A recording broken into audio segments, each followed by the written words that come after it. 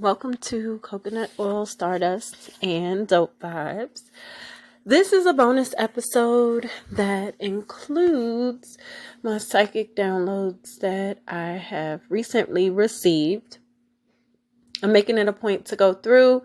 I write them down in a specific journal, and I'm making it a point to go through and record what the information that I received, so you guys can have the audio version of it that is expanded on what I wrote down, and there will also be a written version so you guys get it in two different ways. So this one was something that came on August 22nd, 2022. And for this one, I'm going to read exactly what I wrote.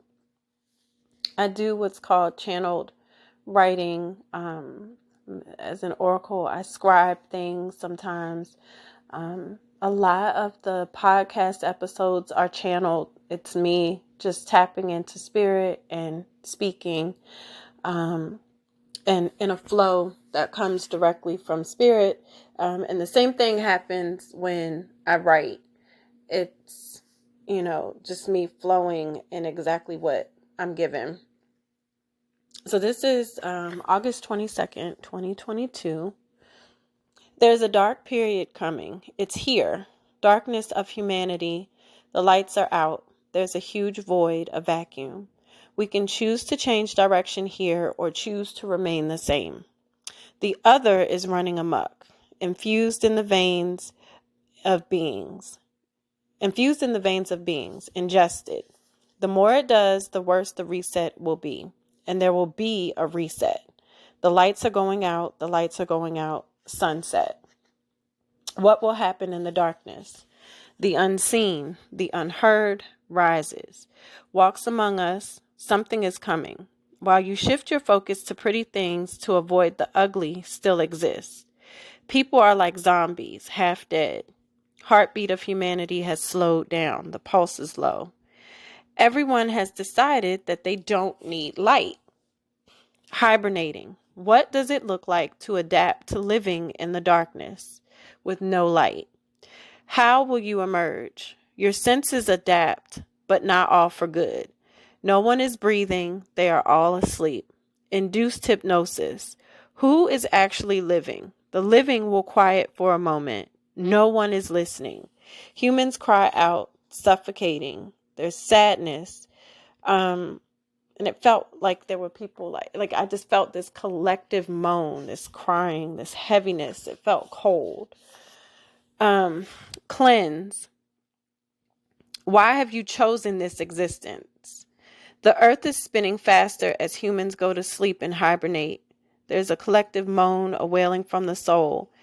And to me, none of it looked good. So I have to say that when I saw this, it felt like a temporary place. Like it didn't feel like a space that we were like, oh, we've checked in here and this is where we're staying. But at the same time, it's one of those things that can easily be like a long-term detour.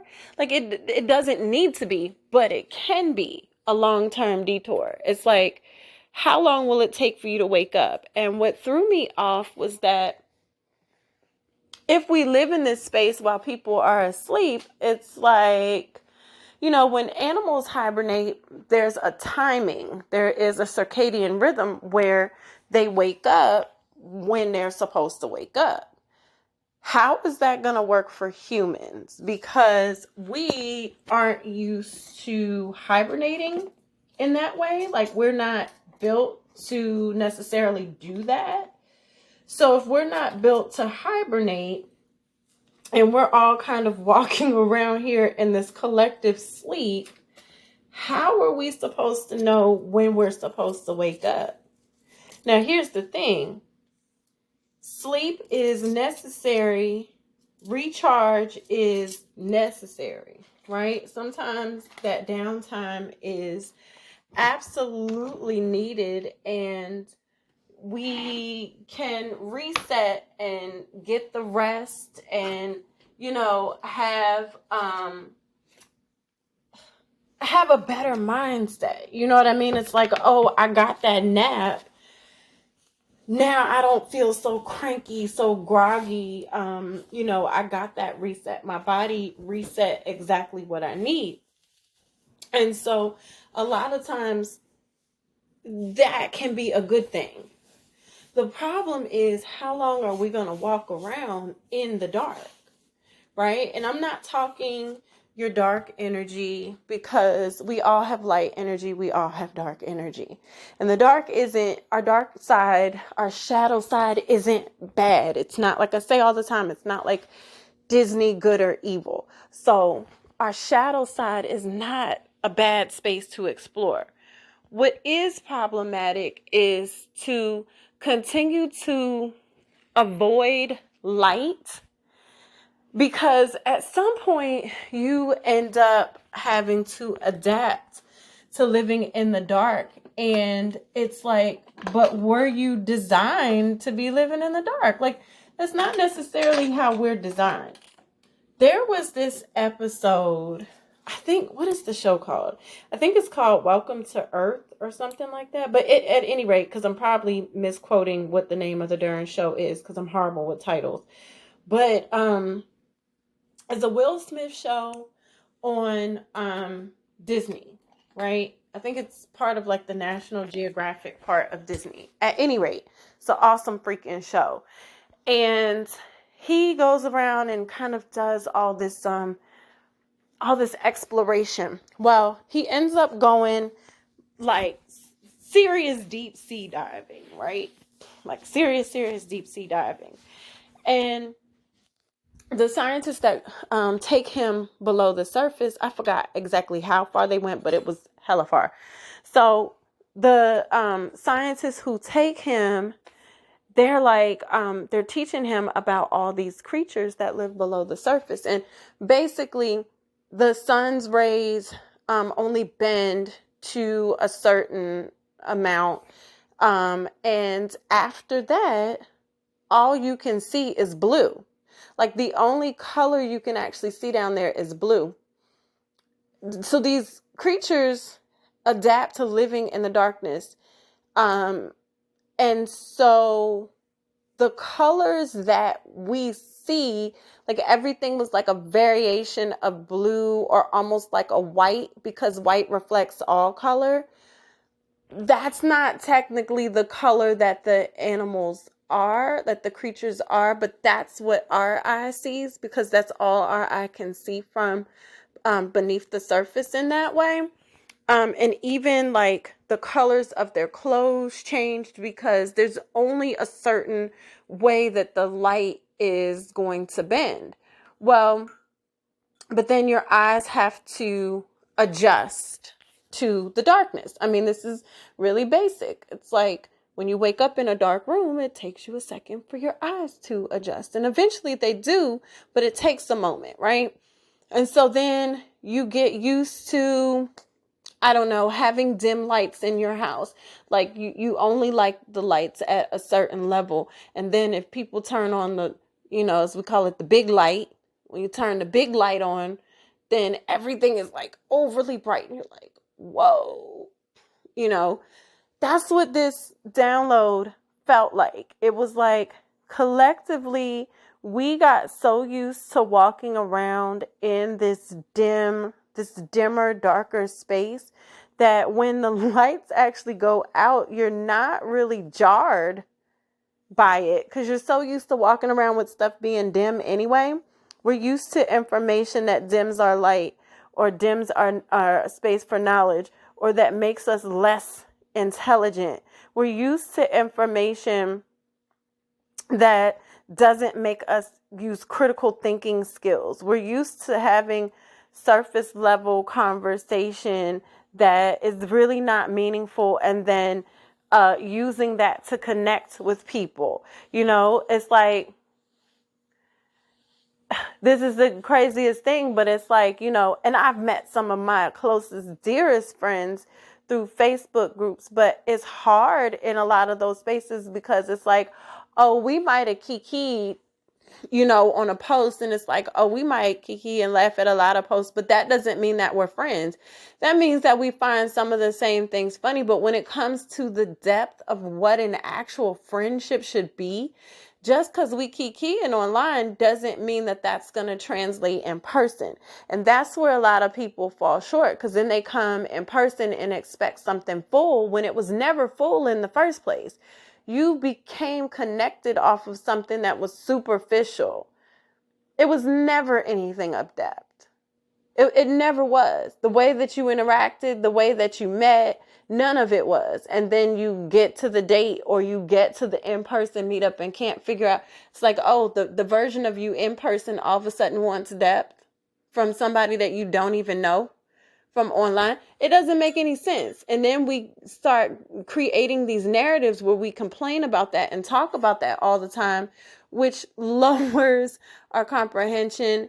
It lowers our ability to have conversation that matters. And then all of a sudden, this is just where we are. And we've adapted our connections. We've adapted our relationships to fit these low-level conversations. I mean, I'm still seeing people talk about what it takes to go on a date. Or I'm still seeing people talk about, oh, nobody's ever sent me flowers before. Okay, well, you know that. Send yourself some flowers. Change the narrative. Like, why are we still there? There's these things where they're actually you can actually change it and transform it, but we spend so much time in these low level spaces. We're used to staying in spaces where things are dim. And so when the lights go out, you don't even realize the lights went all the way out. There is a actual scientific verification that the earth is spinning faster. I think in the last 10 years, I think it was like 10 to 12 years, we've shaved, it's like 1.5 seconds or something like that off the day. So it's not a full 24 hours. It's like these seconds keep getting shaved off the day. So it's like, but it's like 1.5 seconds. You're not thinking that makes a huge impact, but it actually does. So us being in this induced hypnosis, like, who is actually living and present? Like, who is actually in their body? I also have this understanding. It also feels like as the lights are out, I wrote down this part, people are like zombies, half dead. When the heartbeat of humanity is slowed down, well, when you're hibernating, the heartbeat does slow down. I'm also very aware that I don't think everybody that's walking around is currently in their body. Like, I feel like there are certain energies that have taken hold of people. Now, the Christians and, the church would call it people being possessed. I'm not going to necessarily say possession and demons. I'm going to say that there are host entities that are taking control of the mind and of the heart. And they have entered people easily because people don't have boundaries. They don't protect their energy. And it's super easy for something to hop, like a parasite almost, to hop off of one space and hop into another. Just to break down. So when I do mediumship work for people, to, call on loved ones from the other side, I tell people all the time, like, yeah, I can detect if your loved one is around you, like that thing like that. But I don't normally, when I have to straddle both the lines, I need to protect myself because I'm not supposed to be over there. I'm supposed to be over here. when I do the contact, they are aware that I'm not supposed to be over there. They're like, no, no, no, you're supposed to go back. Here's your message. Goodbye, kind of thing. I have to be careful because there are layers to crossing the other side. And sometimes there are parasites, there are parasitic energies. There are these energies that kind of live in the in between that will latch on if you don't do this correctly, right? And so this is why I tell people, like, nah, I'm not just going for shits and giggles to contact your grandma because you miss your grandma. You need to talk to your grandma because guess what? You guys share the same blood. Let's say you're adopted, because here we go, because this is the very linear thinking and caveats and everything else. Even if you don't share the same blood, if this is the person that raised you, you share a connection, you can still contact them without talking to me. I help people with like a deeper way of being very direct with asking questions and actually hearing the answer. Sometimes when you're not a medium, you don't necessarily hear or perceive the answer. My job is to be clear enough to do that. But I put that out there because there are parasites in between these layers, in between the concrete world and the world beyond the veil. And so it's easy for them to attach when they see that you're wide open and you're accepting of any damn thing, or when they see that you haven't protected yourself. So I feel like in this space where people are like collectively hibernating, they're more susceptible to things attaching to them. And then it's like when enough people live in that space, here's the darkness. Those parasitic energies thrive on you living in a lower space. And so they're going to do what they can do to keep you lower so they can stay alive, because that's what parasites do. And so then the lights stay off. You start having aversions to anything that has to do with light. Oh, that's toxic positivity. That's this. Like, all these labels start coming up. I don't like love and light. Why don't you like love? Oh, because you deal with a human definition of love and you've infused trauma into that and then said, oh, I don't want that love. Well, that's not love. All these narratives have been changed to spaces that make you have an aversion to the real purest form of the thing. Pure forms of light. Why do you have an aversion to pure light? That's problematic. But me saying this puts me, because people live in that lower space and they're so used to being contrary when it comes to these subjects, even me saying that feels icky because you're so used to living in this other vibration that makes you question things that come from God in a very pure way.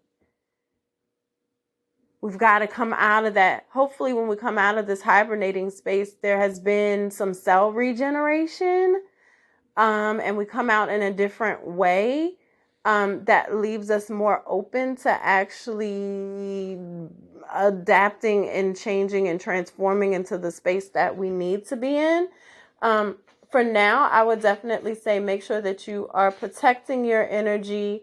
Make sure that you are aware that, like certain space, like this is where your intuition comes into play. If you were experiencing somebody who is hosting an energy, if you were attuned to your intuition, you would know that. You would know that. You would feel it. You would experience it. You would know that. So I did write down the word cleanse. There is a cleansing coming, but the dark period, I said it's coming, but it's here. But there is something that is walking among us that will shortly make its presence known. There will be an introduction made, for sure.